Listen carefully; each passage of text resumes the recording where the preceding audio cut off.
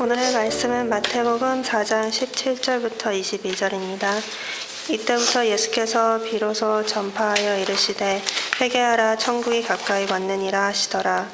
갈릴리 해변에 다니시다가 두 형제 곧 베드로라 하는 시몬과 그의 형제 안드레가 바다에 금을 던지는 것을 보시니 그들을 어부라 말씀하시되 나를 따라오라 내가 너희를 사람을 낚는 어부가 되게 하리라 하시니 그들이 곧 그물을 버려 두고 예수를 따르니라. 거기서 더 가시다가 다른 두 형제 곧 세베대의 아들 야고보와 그의 형제 요한이 그의 아버지 세베대와 함께 배에서 금을 짚는 것을 보시고 부르시니 그들이 곧 배와 아버지를 버려두고 예수를 따르니라. 아멘. 예, 마태복음 강의 15번째 시간입니다. 오늘은 마태복음 4장 17절로 22절, 조금 전에 화미가 읽었던 본문을 가지고 초대, 영어로는 인비테이션이라는 설교 제목으로 함께 나누기를 원합니다. 김 목사님이 2주 동안 설교하셨으니까 3주 만에 뵙는 것 같은데요. 저는 이 초대라는 단어를 참 좋아합니다. 참 좋아합니다. 그래서 어릴 적부터 친구들 초대해가지고 같이 밥 먹는 거 아주 좋아했었고요. 그 다음에 사람들하고 어울리는 걸 참 좋아했었습니다.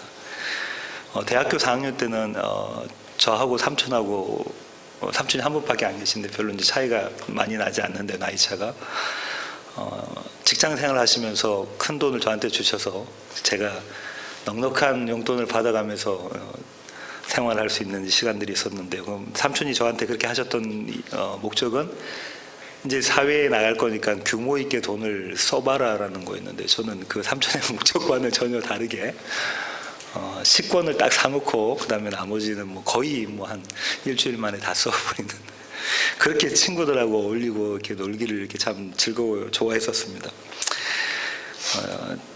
대학을 졸업하고 청년 시절도 마찬가지고요. 아내를 만날 때도 뭐 월급 받았던 건 거의 다 먹고 즐기는데 다 써버리고 그랬었습니다. 이런 모습도 있지만 그 초대라는 것을 생각해 보면 이런 생각이 들잖아요. 내가 좋아하는 사람, 내가 함께하고 싶어하는 사람, 내가 존경하는 사람, 내가 사랑하는 사람하고 같이 시간을 보내고 싶다, 같이 먹고 싶다.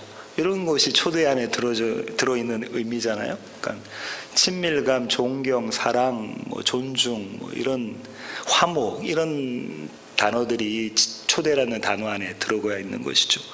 오늘 본문도 이 초대와 관련된, 특별히 예수 그리스도의 초대에 관련된 이야기입니다. 오늘 본문에 들어가기 전에 염두에 둘 것이 있는데요. 그것이 이제 조금 성경적인 지리적인 지식과 역사적인 지식을 조금 더 제공을 하려고 합니다. 갈릴리 지역은 그 해수면보다 680피트나, 그러니까 270m나 아래에 있어요. 해수면보다 더 밑에 있고요. 아주 온화한 기후고, 이렇게 달라스처럼 왔다 갔다 기복이 심한 기후가 아니라 온화한 기후고 비옥한 땅을 가지고 있습니다. 예루살렘은 지난 시간에 어떤 데 있다고 그랬죠? 산지에 있고, 거기는 비옥하지 않고 메마른 땅이라고 말씀을 드렸고요. 그것과 예루살렘과 비교하면 갈릴리는 아주 온화하고 비옥한 땅입니다. 당시 역사가 요세푸스에 의하면 갈릴리 지역에는 그 주변 해변으로 9개의 큰 도시들이 있었고요. 각 그 도시들마다 그 어부들이 아주 많았다고 그래요. 갈릴리 지역의 주요 생산은 농업이었고요. 2차로 주요 생산하는 산업이 어업이었습니다. 근데 이 어업에 종사하는 어부들은 생활 수준이 중층 아니면 하층 중에서 아주 상층 아니면 중하층, 이 정도의 그나마 이렇게 먹고 살만한 그런 직업이었다고 이야기를 해요. 오늘 본문에는 두 형제들이 등장하잖아요. 첫 번째는 베드로와 안드레 형제가 등장하고요. 두 번째는 야고보와 요한 형제가 등장합니다. 근데 이 두 형제들은 오늘 이 사건에서 예수님을 처음 본 형제들이 아니에요. 그런 사람들이 아닙니다. 그죠? 요한복음에 따르면은 베드로하고 안드레는 베세다 출신인데, 그 당시에는 예수님 당시에는 가버나움에 가서 이사해서 살고 있었고요. 이들은 언제 예수님을 만났죠? 안드레가 누구의 제자였습니까? 침례 요한의 제자였어요. 그래서 저 어린 양을 봐라 하고 난 다음에 안드레가 예수님을 따라가고 자기 형에게 예수님을 소개해서 이미 알고 있었던 사이였죠. 그리고 세베대의 아들 야고보와 요한은 예수님과는 어떤 사이입니까? 친척입니다. 그죠? 세베대의 아내가 예수님의 어머니 마리아와 형제 자매였으니까 그렇죠. 그러니까 이종 사촌이었습니다. 그죠? 이미 알고 있는 상황에서 이렇게 만나게 된 거죠. 오늘 본문을 한번 보시면요.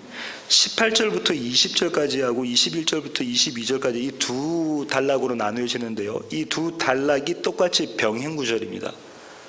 똑같은 내용이에요. 예수님이 제자들 초대하고 그 제자들은 예수님의 초대에 반응하고 이렇게 똑같은 구조로 되어져 있습니다. 오늘 본문을 다시 한번 읽어보겠습니다. 17절입니다. 이때부터 예수께서 비로소 전파하여 이르시되 회개하라 천국이 가까이 왔느니라 하시더라. 갈릴리 해변에 다니시다가 두 형제 곧 베드로라 하는 시몬과 그의 형제 안드레가 바다에 그물 던지는 것을 보시니 그들은 어부라.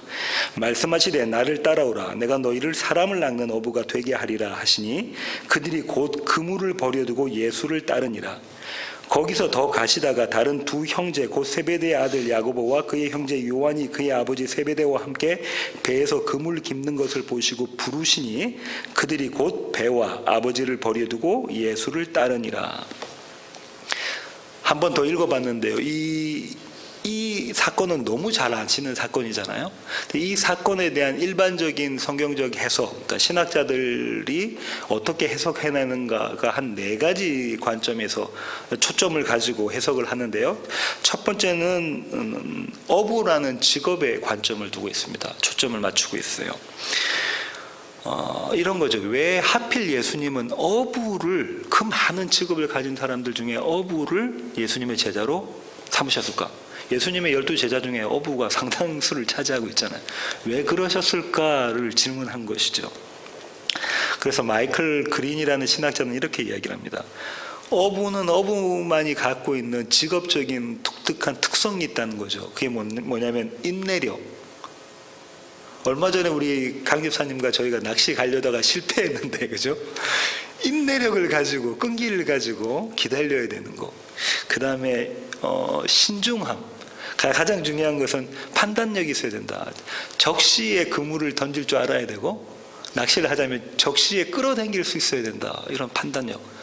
더 지체하면 어떻게 되죠? 고기가 도망가 버리잖아요. 그런 걸 가지고 있는 어부들을 예수님께서 당신의 제자들로 삼으셨다. 그러니까 사람 낚는 어부도 당연히 이런 능력들을 가지고 있어야 된다라고 이 학자는 주장을 합니다.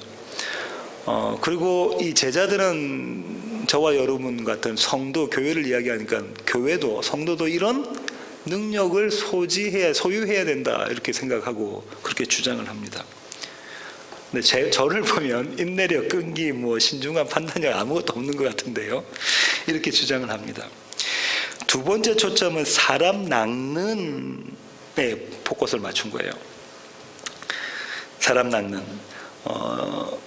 또 신학의 유명한 주석가 중에 데이비스하고 알렌이라는 사람이 있는데 이 사람들이 이렇게 이야기합니다. 이 장면은 교회의 탄생과 더불어 선교가 시작되는 그림이 그려져 있다라고 이야기를 하고요. 그랜트 올스본이라는 신학자는 이렇게 이야기합니다. 그래서 고기가 있는 곳이면 어부는 반드시 가야 한다. 그 고기가 잘생겼든 잘못생겼든 어떻게 생겼든 반드시 가야 된다. 이거는 좀 현대 기독교의 교회의 경종을 울리는 말입니다. 그죠? 우리는 어떤 사람만 성도로 오기를 원하냐면 적어도 중산층 이상 되고 인물들이 좀 어느 정도 되고 교회에 와서 갈등과 분란을 일으키지 않을 사람들, 그런 사람들에게만 우리가 낚시를 하잖아요. 미끼를 주고 고기를 잡는 이런 걸 하잖아요. 근데 그 오스본 같은 경우 그거 아니다. 어디든지 고기가 있으면 그 고기가 어떻든지 간에 거기 가서 낚시를, 투망을 던져야 된다라고 이야기하는 것이죠. 그리고 그는 이렇게 덧붙입니다. 오늘날의 크리스천의 문제점은 자기 삶의 11조 10%, 자기 삶의 11조를 하나님께 드리고 나머지 90%는 자기를 위해서 사용한다는 거죠. 이거 잘못됐다라고 이야기를 합니다. 공감은 가지만 전적으로 동의는 되지 않습니다. 세 번째는 이런 것에 초점을 맞춘 건데요. 모든 것을 버려두고, 가장 많은 신학자들이 여기에 동의합니다. 모든 것을 버려두고에 초점을 맞춘 것인데요. 이것은 예수님을 따르려면 무엇이 필요하다는 거예요? 희생이 필요하다라는 거죠. 희생이 필요하고 그 희생을 할 수 있을 만한 충분한 용기와 단호함, 결단력이 있어야 된다. 제자들 봐라 그러는 거죠. 그리고 이 희생은 어떤 희생이냐면 자발적인 순종에 따른 희생이다라고 이야기를 하는 겁니다. 예수님을 만난 제자들이 예수님이 나를 따르라는 명령에 자발적으로 순종해서 희생했다는 것이죠. 뭘 희생했나요? 그물도 버려두고 아버지도 버려두고 배도 버려두고 모든 거 다 버려두고 예수님을 따랐다라는 것이죠. 그래서 신학자들은 이렇게 이야기합니다. 우리도, 모든 성도들은, 크리스찬들은 이 제자들처럼, 4명의 제자들처럼 자기가 가진 모든 것을 버려두고 예수님을 따라야 된다. 그런 결단력, 그런 용기, 그런 판단력이 있어야 된다. 이렇게 이야기하는 것이죠. 많이 설교 때 들었던 이야기죠. 네 번째 초점은, 일반적인 견해의 초점은 곧, 영어로는 immediately에 해당되는 것인데요. 20절과 22절에 나오는데요. 이것은 그 순종에 대한 즉각성과 즉시성을 이야기합니다. 그러니까 망설이는 자세 없이 이건가 저건가 이렇게 재지 말고 바로 그 순간에 예수님을 따라야 된다는 거예요. 내일로 미루지 말고 모레로 미루지 말고 지금 바로 따라야 된다니까, 미루지 말라는 거죠. 세 번째, 모든 것을 버려두고 자기 희생적인 것과, 그 다음에 네 번째, 곧, 이것은 심령대부흥회라든지 부흥회 이런 데 부흥사가 하는 설교의 단골입니다. 지금 지체하지 말고 예수께 나오세요. 갖고 있는 거 하나님께 바치시고 예수께 나오세요. 이렇게들 이야기를 하잖아요. 정말 이런 이야기일까? 오늘 이 네 가지 초점들을 정리해 보면 우리가 어떤 점을 알 수 있냐면 이런 걸 알 수가 있죠. 공통점이 뭐죠? 네 가지의 공통점은 예수님보다 누구에게 초점이 맞춰져 있다? 제자들에게 초점이 맞춰져 있다는 거죠. 자, 이렇게 이야기를 합니다. 예수님이 부르셨다. 그리고 제자들이 그에 대해서 반응했다. 이렇게 이야기를 할 수가 있는 것이죠. 앞서 설교 초입에 이야기했던 것처럼 초대와 관련된다면, 예수님의 초대와 관련해서는 이렇게 생각하는 거죠. 예수님께서 초대하셨으니 이 초대에 거절할 사람 없고 반드시 우리는 거절해서는 안 된다. 우리는 만사를 제쳐두고 즉시 곧 예수님의 초대에 응해야 한다. 제자들처럼. 그러니까 우리 교회는 이런 제자들의 모습을 닮아서 제자들처럼 그렇게 살아야 한다. 이렇게 정리해 볼 수가 있습니다. 전적으로 인본주의적 입장에서 해석을 한 겁니다. 포커스는 전부 다 제자인 거예요. 그죠? 제자들이 모든 걸 버리고 제자들이 곧 예수님 말씀에 순종하고 다 제자들의 포커스가 맞춰져 있습니다. 저는 두 가지 이유를 들어서 이것이 잘못되었다, 100% 잘못된 부분은 아니지만 잘못되었다라고 이야기를 드리고 싶은데요. 첫 번째가 뭐냐면 오늘 본문의 분수령이 되는 17절에 나와 있는 한 구절 때문에 그렇습니다. 17절 다시 읽어보시면, 이때부터 예수께서 비로소 전파하여 이르시되 회개하라, 천국이 가까이 왔느니라 하시더라. 여기서 헬라어 원문을 보면 어떤 구절이 있냐면 제가 한번 읽어볼게요. 아포토테 에릭사토 호 예수수 이렇게 되어 있습니다. 근데 이 구절이 뭐냐면 이때부터 예수께서 무엇을 시작하셨다는 거예요. 이때부터 예수께서 무엇을. 근데 여기서 17절에 보면 그 무엇이 뭐냐면 전파하신 거다, 설교하신 거다, 그죠? 말씀을 전하시는 것이었습니다. 이때부터 이렇게 시작하신 것이다. 그러면 그 시작하신 게 내용이 뭐냐면 회개하라, 천국이 가까이 왔다잖아요. 그럼 지금부터 무슨 이야기를 하시려고 하시는 거예요? 무슨 이야기를 하시려고 하시는 거죠? 하나님 나라, 천국에 대한 이야기를 하고 그 시발점은, 그 출발은 회개에 있다라는 것을 가리키고자 하시는 것이란 말이에요. 그 뒤에 이 사건이 지금 붙어 있는 거죠. 18절부터 22절까지가 17절 다음에 붙어 있는 것이란 말이죠. 이 구절과 똑같이 한 번 더 쓰였던 구절이 있어요. 마태복음에 가보면. 마태복음 16장 21절을 한번 볼까요?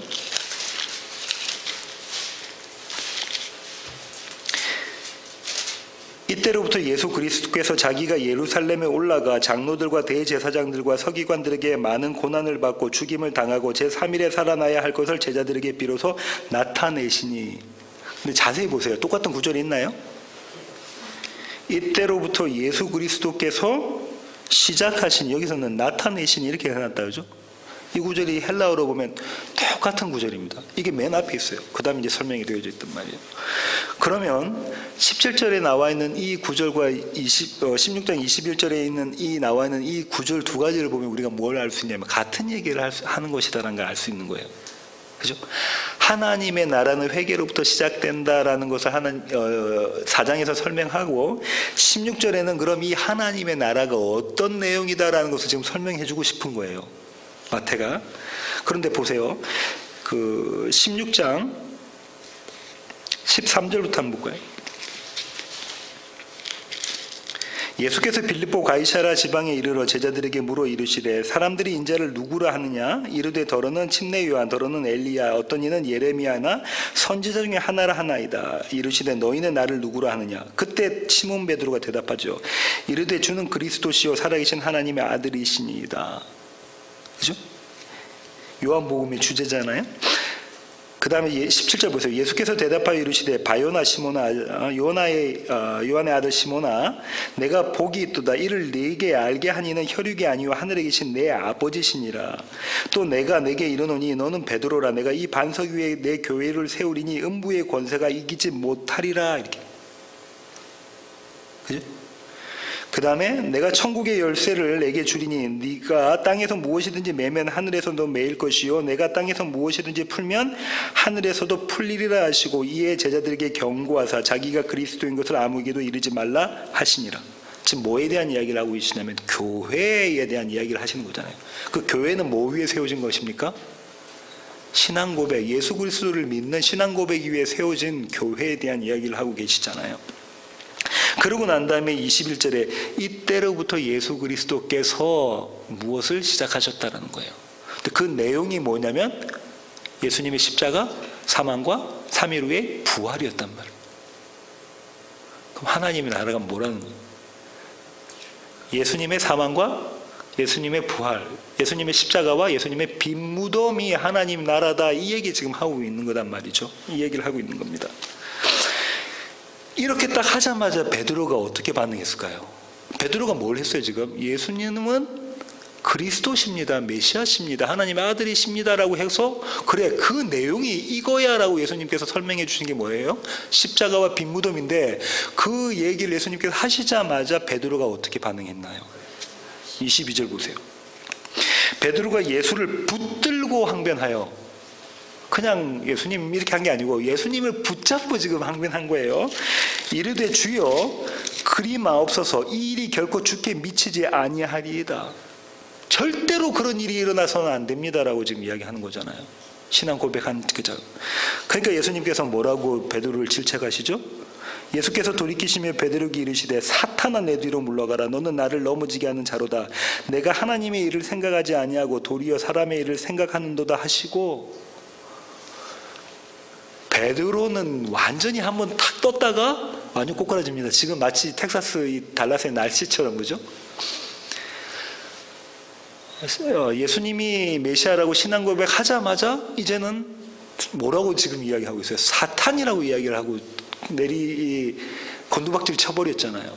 그러니까 이 사실로 우리가 뭘 알 수 있습니까? 베드로의 신앙 고백은 베드로 것이다 아니다? 아니다. 이 베드로의 신앙 고백은 예수님께서 뭐라고 하셨어요? 아버지께서 네게 알게 하신 것이다. 아버지의 영으로. 네 모습은 어떤 것이라는 거예요? 지금 이거 사탄의 모습, 이 모습이 네 모습이다라는 가르쳐 주시는 거죠. 십자가와 빈 무덤에 대한 이야기를 지금 하고 계시는 것이다, 그죠? 그 얘기를 하고 계십니다. 그러면서 이 얘기를 쭉 오면서 그 다음에 이제 자기 부인, 자기 십자가에 대한 이야기를 하고 있는데 24절 한번 보겠습니다. 마태복음 16장 24절입니다. 이에 예수께서 제자들에게 이르시되 누구든지 나를 따라오려거든 자기를 부인하고 자기 십자가를 지고 나를 따를 것이니라. 자기 십자가, 자기 부인, 나의 사망에 대한 이야기를 하고 계십니다. 이게 하나님 나라라는 거예요. 그리고 그 시작은 회개로부터 이루어진다라는 것이죠. 이 맥락에서 오늘 본문을 보시면 이해가 되십니다. 이때부터 그죠? 이때부터 예수께서 무엇을 시작하셨다라는 내용과 연결해서 보시면 이해가 되실 것입니다. 인본주의적 입장에서 생각하지 않아야 되는, 하나님 중심으로 생각해야 될 두 번째 이유는 어떤 것이냐면요, 오늘 본문은 마태복음에만 있는 게 아니라 마가복음하고 누가복음에도 나와요. 근데 마가복음을 보시면 1장 16절로 가볼게요. 마가복음 1장 16절부터 20절까지입니다. 갈릴리 해변으로 지나가시다가 시몬과 그의 형제 안드레가 바다에 그물 던지는 것을 보시니 그들은 어부라. 예수께서 이르시되 나를 따라오라. 내가 너희로 사람을 낚는 어부가 되게 하리라 하시니 곧 그물을 버려두고 따르니라. 조금 더 가시다가 세베대의 아들 야고보와 그 형제 요한을 보시니 그들도 배에 있어 그물을 깁는데 곧 부르시니 그 아버지 세베대를 품꾼들과 함께 배에 버려두고 예수를 따라가니라. 거의 마태복음에 있는 내용과 비슷한데 조금 더 한 군데가 더 설명되어져 있는 것은 아버지를 그냥 내버려 둔 게 아니라 품꾼들과 함께 배에 내버려 두고 떠났다, 이렇게 되어져 있잖아요. 거의 똑같은 내용인데 그렇습니다. 누가복음은 이에 대해서 아주 자세히 설명해 놓고 있습니다. 누가복음 5장 1절부터 11절까지를 한번 보겠습니다. 누가복음 5장입니다. 1절부터 한번 볼게요. 무리가 몰려와서 하나님의 말씀을 들을새 예수는 게네사렛 호숫가에 서서 호숫가에 배 두 척이 있는 것을 보시니 어부들은 배에서 나와서 그물을 씻는지라. 예수께서 한 배에 오르시니 그 배는 시몬의 배라. 육지에서 조금 떼기를 청하시고 앉으사 배에서 무리를 가르치시더니 말씀을 마치시고 시몬에게 이르시되 깊은 데로 가서 그물을 내려 고기를 잡으라. 시몬이 대답하여 이르되 선생님, 우리들이 밤이 새도록 수고하였으되 잡은 것이 없지만은 말씀에 의지하여 내가 그물을 내리리이다 하고 그렇게 하니 고기를 잡은 것이 심히 많아 그물이 찢어지는지라. 이에 다른 배에 있는 동무들에게 손짓하여 와서 도와달라 하니 그들이 와서 두 배의 채움에 잠기게 되었더라. 시몬 베드로가 이를 보고 예수의 무릎 아래에 엎드려 이르되 주여, 나를 떠나서도 나는 죄인이로소이다 하니 이는 자기 및 자기와 함께 있는 모든 사람이 고기 잡힌 것으로 말미암아 놀라고 세베대의 아들로서 시몬의 동업자인 야고보와 요한도 놀랐습니다.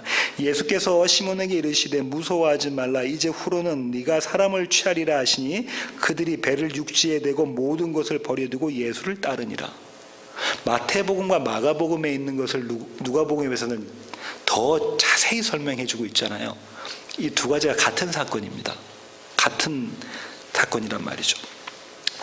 어떤 내용을 다시 한번 누가복음의 사건을 한번 되짚어 볼게요. 베드로와 안드레와 야고보와 요한은 조업에서 실패합니다. 이들은 베테랑이에요. 베테랑인데 어부로서는 베테랑이잖아요. 근데 조업에 실패하죠. 어떻게 이야기를 하냐면 2절 보세요. 어부들이 지금 뭐 하고 있어요? 그물을 씻고 있다, 그죠? 한 마리도 안 잡혔지만 다음 조업을 위해서 그물을 씻고 있는 장면이 나오고, 그 다음에 5절에서는요, 밤이 새도록 그물을 던졌지만 수고했지만 내가 한 마리도 못 잡았습니다라는 고백을 했잖아요. 이렇게 조업에 실패합니다.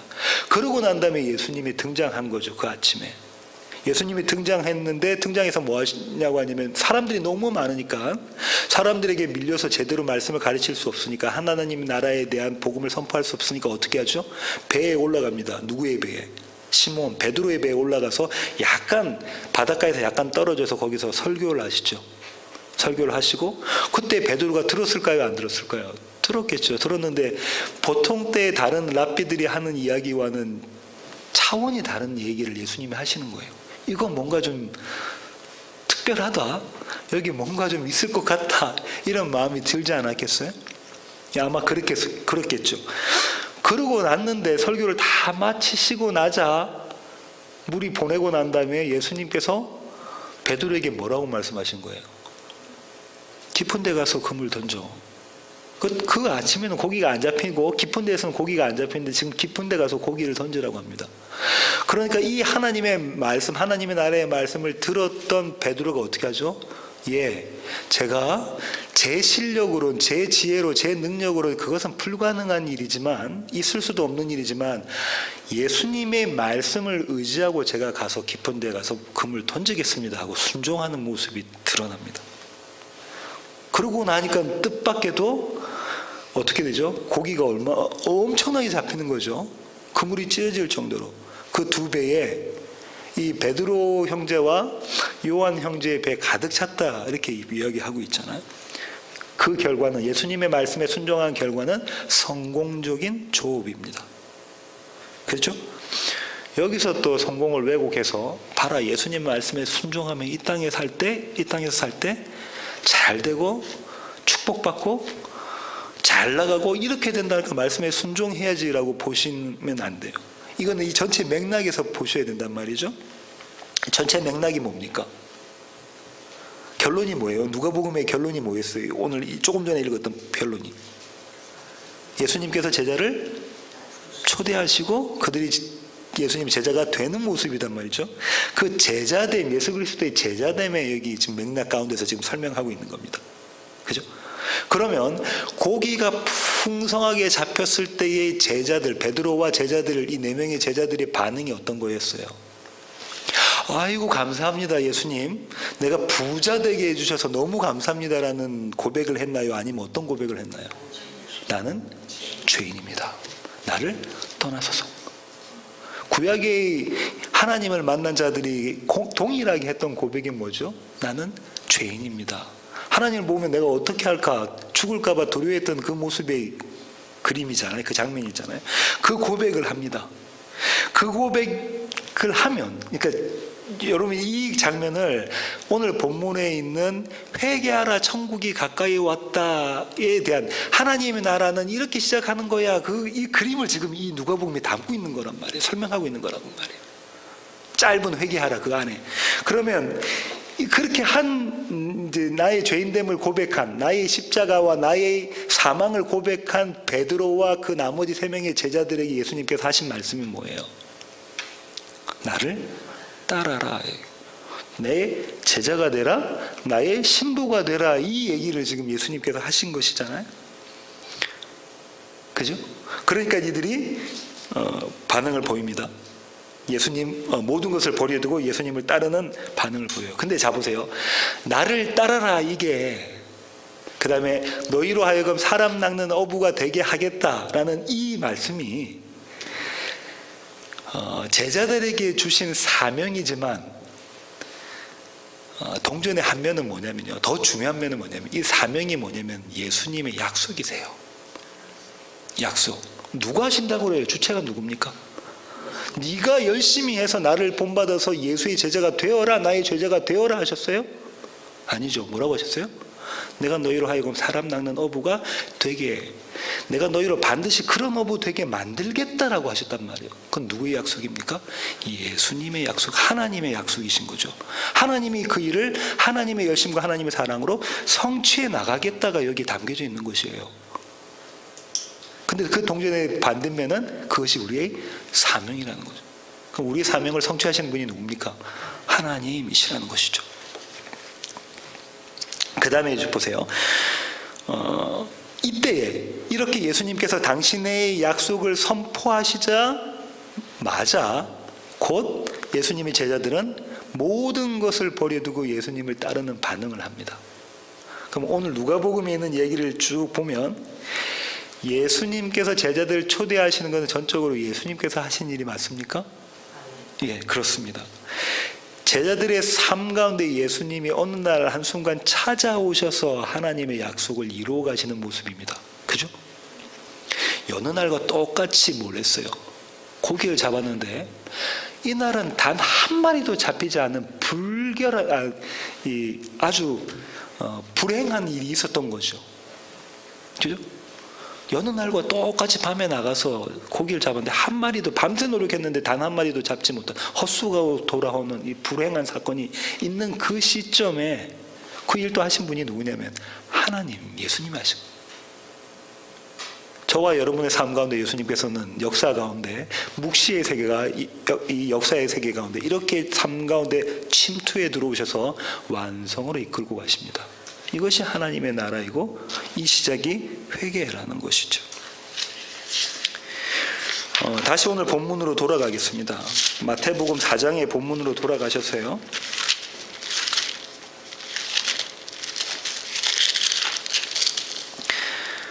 그렇다면은 지금 우리가 맨 마지막에 누가복음 맨 마지막에 누가가 어떻게 기록하고 있냐면 나를 따르라 내가 너희를 사람 낚는 어부가 되게 하리라라는 예수님의 말씀에 명령에 그들이 순종해서 나갔다고 그랬잖아요. 근데 신학자들은 이걸 어떻게 표현했냐면 자발적인 자기 희생적인 순종이라고 그랬잖아요. 자발적인 자기 희생적인 순종. 근데 정말 신학자들이 이야기하는 것처럼 이게 본인들 스스로 희생을 하는 모든 것을 버리는 것까지 그 수준까지로 희생한 것일까? 그런 순종일까를 생각해 봐야 됩니다. 그럴 수도 있고 아닐 수도 있는데요. 이들이 그 다음에 보였던 모습은 어떤 모습인가 한번 볼게요. 마태복음 19장으로 4장을 잡아 두시고요. 마태복음 19장으로 가겠습니다. 19장 27절입니다. 이에 베드로가 대답하여 이르되 보소서 우리가 모든 것을 버리고 주를 따라 싸운데 그런즉 우리가 무엇을 얻으리까? 이 베드로가 예수님께 물어본 사건은 부자 청년에 대한 이야기하고 난 다음에 그렇죠? 낙타가 바늘기로 들어가는 것이 부자가 천국 하나님 나라에 들어가는 것보다 더 쉽다. 이 말은 뭐라는 거예요? 부자는 어디 못 간다는 거예요? 하나님 나라를 소유할 수 없다는 거예요. 그죠? 부자는 하나님 나라를 소유할 수 없다. 이 부자는 며칠 있다가 나눌 산상순에서 나오는 심령이 가난한 것에 반대되는 그 부자입니다. 경제적인 부자와 그걸 이야기하는 게 아니라 그죠. 그 얘기하고 난 다음에 베드로가 바로 뭐라고 그러죠? 그러면 선생님, 그 부자는 모든 건 못 버리고 떠나네요. 돈이 너무 많아가지고 내가 고민하고 가고 있는 모습을 봤잖아요. 근데 선생님, 저와 여기 있는 사람들은 전부 다 뭐 하고 온 사람이에요? 아버지도 버리고요, 배도 버리고요, 그물도 버리고요, 모든 거 다 버리고 당신을 따랐으니까 이제 뭐 줄래요? 나에게 뭐 줄래요? 했던 거죠. 그러면 이게 신학자들이 얘기하는 자발적인 자기 희생적인 순종이냔 말이죠. 한 군데 더 보겠습니다. 20장으로 가겠습니다. 마태복음 20장 20절부터 24절까지. 그때에 세베대의 아들의 어머니가 그 아들들을 데리고 예수께 와서 절하며, 아까 나왔다 그죠? 세베대의 아들. 그 어머니가 이모입니다. 예수님의 이모. 예수께서 이르시되 무엇을 원하느냐? 이르되 나의 이 두 아들을 주의 나라에서 하나는 주의 우편에 하나는 주의 좌편에 앉게 명하소서. 예수께서 대답하여 이르시되 너희는 너희가 구하는 것을 알지 못하는도다. 내가 마시려는 잔을 너희가 마실 수 있느냐? 그들이 말하되 할 수 있나이다. 이들은 모르는 거죠. 이르시되 너희가 과연 내 잔을 마시려니와 내 좌우편에 앉는 것은 내가 주는 것이 아니라 내 아버지께서 누구를 위하여 예비하셨든지 그들이 얻을 것이니라. 이때까지 제자들은 착각하고 있어요. 10제자가, 그 2제자 빼고 나면 나머지 10제자가 있잖아요. 10제자가 듣고 그 두 형제에게 대하여 분히 여기거늘 뭘 하는 거예요?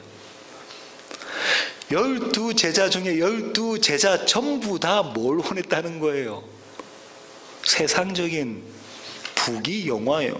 그러면 이게 무슨 자발적인 자기 희생적인 순종이란 말이죠. 바로 드러났잖아요. 이때가 언제입니까? 예루살렘 입성하시기 전에 그 장면이란 말이에요. 그때까지 기다리고 있던 마지막 그 순간에는 자기 마음이 확 드러났잖아요. 그렇다면 오늘 본문 4장, 마태복음 4장에서 이야기했던 모든 것을 버려두고 예수님을 따르니라는 두 가지 중에 한 가지입니다. 첫째는 이런 속내를 감추고 그렇게 한 거죠. 그러니까 가짜인 거예요. 그 속내는 어떤 거였어요? 이거보다 뭐가 더 가치 있다는 거예요. 예루살렘 가서 한자리 하는 게 훨씬 가치 있으니까 내가 그거 해야지. 내가 교회 다니는 이유는 이 세상에서 비즈니스 사업에서 교회에서 많은 사람들 만나고 사업에서도 성공해보고 좋은 인간관계에서 이 땅에서 살 수 있는 좋은 터전도 만들어보고 이것 더 큰 것 위해서 이만큼 내가 투자해야지. 이건 투자니까. 아주 경제적인 셈법으로 했거나 아니면 전적으로 하나님이 하신 겁니다.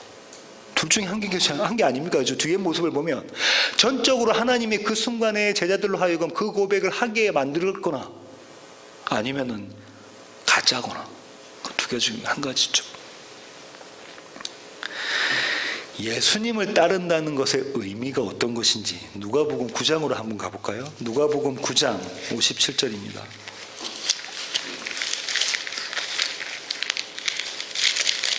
누가복음 9장 57절. 길 가실 때에 어떤 사람이 여짜오되 어디로 가시든지 나는 따르리이다. 한 제자가 뭐랍니까? 예수님 어디로 가세요? 어디로 가시는데 내가 따라갈게요. 그러니까 예수님이 이렇게 대답합니다. 예수께서 이르시되 여우도 굴이 있고 공중에서도 집이 있으되 인자는 머리 둘 곳이 없도다 하시고. 이 동문서답 같잖아요. 무슨 얘기 하시는 겁니까? 예수님 내가 어디로 가든지 제가 따라갈게요 하니까 예수님 뭐라 하시는 거예요? 너 못 따라오는 자리인 거야 이 얘기하는 거잖아요. 이 세상의 자리 그런 자리 아니야 이 얘기 하시는 겁니다. 또 한 가지, 그러니까 또 다른 사람이 이야기를 해요. 59절 볼까요? 또 다른 사람이 나를 따르라 하시니 그가 이르되 나로 먼저 가서 내 아버지를 장사하게 허락하소서. 아버지가 돌아가셨으니까 아버지 장사하게 해주세요. 당연한 거죠, 그죠? 자식된 도리로서. 그러니까 예수님께서 이렇게 말씀하십니다. 죽은 자들로 자기의 죽은 자들을 장사하게 하고 너는 가서 하나님의 나라를 전파하라 하시고. 예수님께서 예의도 모르고 에티켓도 모르고 사회의 규범도 모르시는 분처럼 보이잖아요. 곧 즉시 이미디어털리가 드러났으니까. 근데 그런 얘기 아니다, 그죠? 첫 번째가 똑같은 거예요. 두 번째도 하나님의 나라는 이 땅에 이 나라와 똑같은 게 아니야. 이 땅에 속해 있는 게 아니다. 이 얘기하고 싶으신 거예요. 세 번째 또 한 사람이 나타나죠. 61절.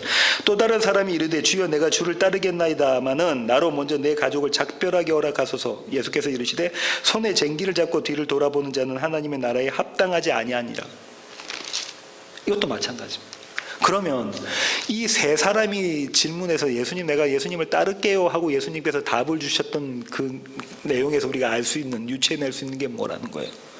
예수님을 따른다는 건 네가 할 수 있는 건 아니고 내가 그렇게 만들어가는 것이고, 이거는 이 땅에서 네가 이 땅의 가치관과 세계관으로 그렇게 따라가는 것이 아니고 하나님 나라의 가치관과 세계관으로 그렇게 가는 것이다. 이걸 설명해 주시는 것이다, 그렇죠? 그렇습니다. 오늘 본문 마태복음 4장의 결론을 맺겠습니다. 제자들을 부르시는 예수님의 초대가 갖는 의미가 뭘까요? 예수님께서 제자들을 부르셨는데 그 초대의 의미가 뭐냐면 그 목적은 14절에 있습니다. 마태복음 4장 14절. 지난 시간에 했던 건데 보세요. 이는 선지자 이사야를 통하여 하신 말씀을 이루려 하심이라. 하나님의 말씀에, 하나님의 약속에, 하나님의 작전과 계획에 성취. 이게 예수님께서 제자들을 초대하신 목적이라는 거예요. 이유가 된다는 것이죠. 그런데 그걸 어떤 방법으로 성취를 하시냐면 예수님께서 제자들에게 뭘 해주시는 방법으로, 약속하시는 방법으로 해요. 그 약속이 어떤 거냐면 나를 따라오라 내가 너희를 사람을 낚는 어부가 되게 하리라라는 거예요. 아까도 말씀드렸다시피 이거는 우리가 지켜야 될 사명이 아니라 그 이전에 뭐라고요? 예수님께서 반드시 그 일을 이루시겠다라는 강력한 약속이라는 거죠. 강력한 약속입니다. 근데 이 방법을 어떻게 하냐면, 어떻게 이 방법을 성취해 나가시냐면 나를 따라오라라는 방법으로 하시는 거예요. 나를 따라오라. 그분의 제자가 되는 방법, 그걸로 지금 이 예수님의 약속, 사람 낳는 어부를 이루어 가신다는 것이죠. 유대인들에게 있어서는요, 그리고 유대인들뿐만 아니라 모든 세계의 스승과 제자의 관계는 어떤 거냐면 제자가 스승을 어떻게 하죠? 선택을 합니다. 좀 뛰어난 사람이 내가 저 사람의 제자가 돼야지 하고 가죠. 네. 얄궂은 사람을 스승이 제자로 이렇게 뽑는 게 아니라 제자가 스승을 선택을 해서 가서 그 스승의 모범을 따라 그대로 자기가 재현하는 거잖아요. 모델로 삼아서 그걸 재현하는 것입니다. 유대도 그랬고요. 스승과 제자 관계는 그랬습니다. 그런데 예수님은 그렇지는 않으신 거예요. 예수님이 선택하셨는데 또 한 가지는 뭐냐면 이 예수님을 롤 모델로 예수님을 따라가는 게 신앙이 아니에요. 믿음이 아닙니다.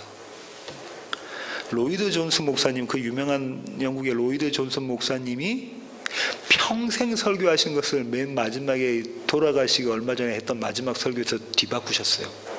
반전이 일으셨는데, 평생 설교가 뭐죠? 성화예요. 성화. 예수님을 닮아가는 삶, 거기에 포커스가 있으셨던 분인데, 마지막에 그분이 했던 설교의 마지막 내용이 이거였습니다. 예수님은 닮아야 하는 대상이 아니라 믿어야 하는 대상이라. 내가 그분을 붙잡아야 하는 대상이다라는 거죠. 그렇다면 나를 따르라라는 예수님의 이 명령의 의미는 이런 거죠. 예수님께서 저와 여러분을 그분의 식탁에 붙잡아 앉히신다는 거예요. 이해가 되십니까? 예수님께서 저와 여러분을 당신이 풍성하게 차려놓으신 그 식탁에 끄집어 붙잡아 와서 그 자리에 앉히신다는 거예요. 당신 바로 앞에 당신의 신부로 앉히신다는 거예요. 어떤 방법으로 이렇게 앉으시냐면요, 그냥 앉으시면은 뛰쳐나가려잖아요. 그래서 계속 뛰쳐나갑니다. 저와 여러분 매일 뛰쳐나가요. 뛰쳐나가서 다른 식탁을 기웃기웃거립니다.